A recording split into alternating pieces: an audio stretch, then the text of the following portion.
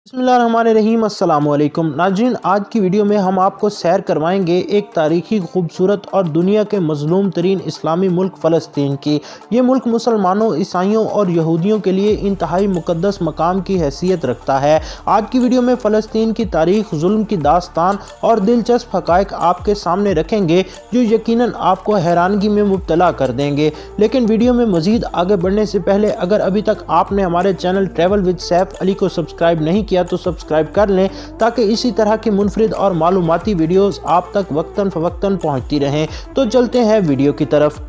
दोस्तों, फ़लस्तीन मशरक़ वस्ता में वाक़ एक इस्लामी रियासत है जिसका कुल रकबा 6020 मुरबा किलोमीटर है और ये दुनिया का 163वें नंबर पर आने वाला छोटा मुल्क है। फ़लस्तीन के 80% रकबे पर इसराइल नाजायज़ तौर पर काबिज़ हो चुका है, जिसके नतीजे में फ़लस्तीन के अंदर ही एक और काबिज़ यहूदी रियासत इसराइल का वजूद कायम हो चुका है। फ़लस्तीन के 3.5% रकबे पर पानी है। फ़लस्तीन का दारुल हुकूमत बैतुल मुक़द्दस है जिसे इसराइल यरूशलेम करार देता है और अपना दारुल हुकूमत भी मानता है। फ़लस्तीन का सबसे बड़ा शहर गज़ा है। मोहल्ले वकू के एतबार से फ़लस्तीन की सरहदें मौजूदा इसराइल, मगरबी उर्दन, जनूबी शाम, मगरबी लबनान और मशरक़ी बहरा रोम से मिलती हैं। नाज़रीन, फ़लस्तीन तारीख़ी एतबार से सदियों पर मुहीत सल्तनत है। इस सल्तनत पर गुज़रे वक्तों में मिस्रियों, यूनानियों, इसराइलियों, अरबों, बाज़ंतीनियों, रोमन और अहले फ़ारस के जंगजू काबिज़ रहे। सन 638 से 640 के दौरान हज़रत उमर फ़ारूक रज़ी अल्लाह तआला अन्हो के दौरे हुकूमत में मुसलमानों ने इस मुल्क पर मुकम्मल कब्जा कर लिया था। सन 1095 में अहले यूरोप ने बैतुल मुक़द्दस को मुसलमानों से आज़ाद करवाने की कोशिशें शुरू की और अगले साल ही पहली सलीबी जंग का आगाज़ कर दिया। सन 1291 के दौरान सलीबी जंगों का इख्तिताम हुआ और 1516 के दौरान उस्मानी तुर्कों ने फ़लस्तीन पर कब्जा कर लिया। नाज़रीन, इन्होंने पहली जंग अज़ीम तक इस मुल्क पर हुक्मरानी की। पहली जंग अज़ीम के दौरान अंग्रेज़ों ने पहली फ़ौजी हुकूमत कायम की, जिसके बाद इस सरज़मीन पर यहूदियों की आमद का सिलसिला शुरू हुआ, जिन्होंने अरबों से ज़मीनें खरीद कर अपने कदम मजबूत करने शुरू कर दिए। 1933 में जर्मनी के सदर हिटलर ने यहूदियों का कत्ले आम शुरू करवा दिया। इसके नतीजे में फ़लस्तीन में यहूदियों की आबादी में तेज़ी से इजाफा हुआ, जिसके बाद अरबों और यहूदियों के दरमियान लड़ाइयाँ शुरू हो गईं। 1936 में अंग्रेज़ों ने फ़लस्तीन को अरबों और यहूदियों के दरमियान तकसीम कर देने की तजवीज़ पेश की,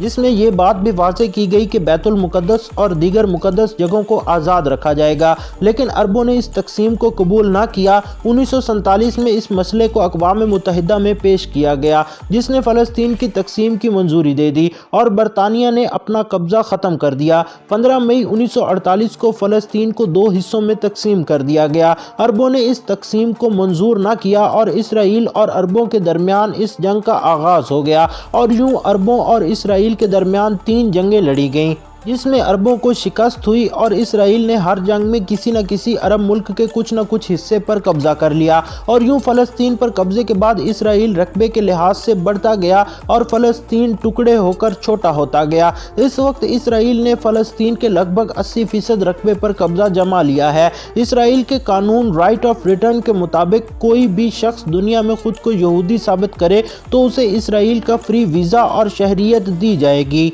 इसराइल का सबसे बड़ा सपोर्टर अमेरिका है, जो सालाना लगभग $3 मिलियन इसराइल को इमदाद फराहम करता है। 1993 से 2014 तक मकबूजा फ़लस्तीन में 3 लाख यहूदियों को आबाद किया गया। नाज़रीन, 15,000 के करीब फ़लस्तीनी इमारतों को ज़मीन बोस कर दिया गया और 10,000 से ज़ायद फ़लस्तीनी शहीद कर दिए गए। 70 लाख के करीब फ़लस्तीनी मुल्क छोड़कर दूसरे ममालिक में पनाह लेने पर मजबूर हो चुके हैं। फ़लस्तीन दूसरे ममालिक में पनाह लेने वाले मुहाजिरीन की बदौलत दुनिया में पहले नंबर पर आता है। इसराइल और फ़लस्तीन के दरमियान जंग की सबसे बड़ी वजह बैतुल मुक़द्दस है, क्योंकि ये दोनों ममालिक इसे अपना दारुल हुकूमत तस्लीम करते हैं और दोनों ममालिक ही इसे अपने लिए मुकद्दस जगह मानते हैं और इसी वजह से कोई भी इसे छोड़कर जाने के लिए तैयार नहीं है। बैतुल मुक़द्दस की 70% के करीब आबादी मुसलमानों की है। ये जगह मुसलमानों के लिए इसलिए मुक़द्दस है कि ये मुसलमानों का किबला अव्वल है। ईसाई इस जगह को मुक़द्दस इसलिए मानते हैं कि हज़रत ईसा अलैहिस्सलाम को इसी शहर से उठा लिया गया था और उनका नुज़ूल भी इसी जगह पर होगा, जबकि यहूदियों की दीवार गिरिया भी इसी मुकाम पर है और यहूदियों के मसीहा का नुज़ूल भी इसी मकाम पर होगा।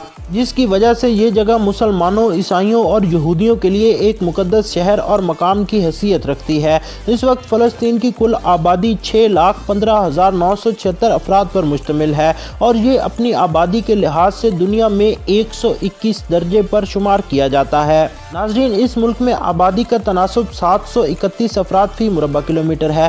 فلسطین کی 93% آبادی مسلمان ہے، جبکہ 6% لوگ عیسائی مذہب کی پیروی کرتے ہیں۔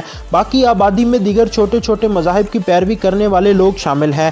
بیت المقدس کیونکہ مسلمانوں، عیسائیوں اور یہودیوں کے لیے ایک مقدس مقام ہے، اس لیے یہاں پر ہر سال لاکھوں کی تعداد میں لوگ سیاحت اور عقیدت کے لیے آتے ہیں۔ ملک میں جنگی حالات کے باوجود 2010 میں 46 لاکھ غیر ملکی اس ملک کی سیر کو آ چکے ہیں۔ اسی وجہ سے فلسطین کی معیشت میں سب سے پہلا درجہ سیاحت کو حاصل ہے، جبکہ دوسرے نمبر پر ملک سے نکلنے والے قیمتی پتھر ہیں، جن میں سرخ، گرے اور سنہری رنگ کے پتھر شامل ہیں، جو اسرائیل، اردن اور شمالی امریکہ کو ایکسپورٹ کر کے پیسہ کمایا جاتا ہے۔ ناظرین گرامی، زرعی اجناس میں زیتون ملک کی اہم ترین پیداوار ہے۔ ملک کے 45% رقبے پر زیتون کی فصل اگائی گئی ہے۔ ملک کی کل جی ڈی پی $6.30 بلین ہے۔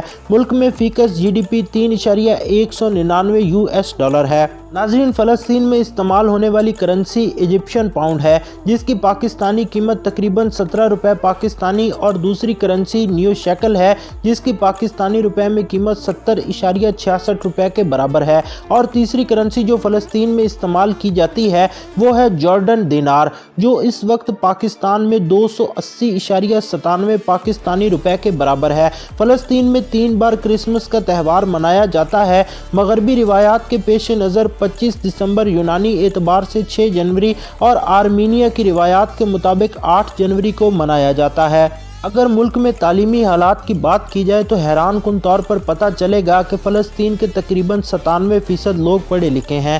فلسطین ملک کے مختلف علاقوں میں موسم مختلف ہوتا ہے۔ ساحل کے قریبی علاقوں کی نسبت پہاڑی علاقوں میں سردی زیادہ ہوتی ہے۔ بحیرہ مردار کے قریب آب و ہوا گرم اور خشک ہوتی ہے۔ ملک میں بارش کی شرح بہت کم ہے۔ سردیوں میں یہاں کا درجہ حرارت زیادہ سے زیادہ 33 ڈگری سینٹی گریڈ تک ہوتا ہے، اور فلسطین رہائش کے اعتبار سے پاکستان سمیت کئی دوسرے ممالک کی نسبت معیار میں بہتر تصور کیا جاتا ہے۔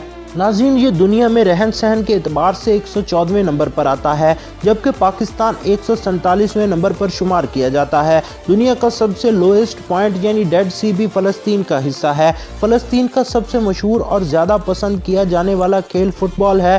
فلسطین کی فٹ بال ٹیم نیشنل گیمز میں بھی حصہ لیتی ہے۔ فلسطین کے 97% گھروں میں ایک موبائل فون ضرور ہوتا ہے۔ ملک میں 80% سے زائد لوگ انٹرنیٹ تک رسائی رکھتے ہیں۔ فلسطین میں جنگلی پرندوں اور جنگلی جانوروں کی بہت سی اقسام پائی جاتی ہیں۔ فلسطین میں ہر سال گریپس فیسٹیول منایا جاتا ہے، جس میں انگوروں کی مختلف اقسام رکھی جاتی ہیں۔ فلسطین کا قومی جانور مونٹین گوزا ہے۔ اس کا قومی پرندہ فلسطینی سن برڈ ہے۔ ملک میں ڈرائیونگ رائٹ سائڈ کی جاتی ہے۔ اس کا کالنگ کوڈ +970 ہے اور ڈومین نیم .ps ہے۔ ٹائم کے اعتبار سے فلسطین پاکستان سے 3 گھنٹے پیچھے ہے۔ دوستو، اسی امید کے ساتھ کہ یہ ویڈیو آپ کو پسند آئی ہوگی، اپنے میزبان سید سیف علی کو اجازت دیجیے۔ ملتے ہیں بہت جلد ایک نئی ویڈیو کے ساتھ۔ اپنا بہت خیال رکھیے گا اور اپنے اس چینل کا بھی۔ اللہ حافظ۔ بسم اللہ الرحمن